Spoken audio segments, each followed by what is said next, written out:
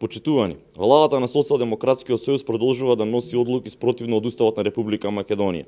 Институциите под контрола на Зоран Заев уште еднаш покажаа дека се подготвени да го погазат Уставот, да ја погазат демократијата. Државниот инспекторат за локална самоуправа под налог на Заев донесе скандалозна одлука за да го попречи одржувањето на референдумите во општините по прашањето за отворање на кампови за мигрантите. Според член 2 од Уставот во Република Македонија суверенитетот произлегува од граѓаните и им припаѓа на граѓаните. Граѓаните на Република Македонија власта ја остваруваат преку демократски избрани представници и ја остваруваат и директно преку референдум, граѓанска иницијатива и други облици на непосредно изјаснување.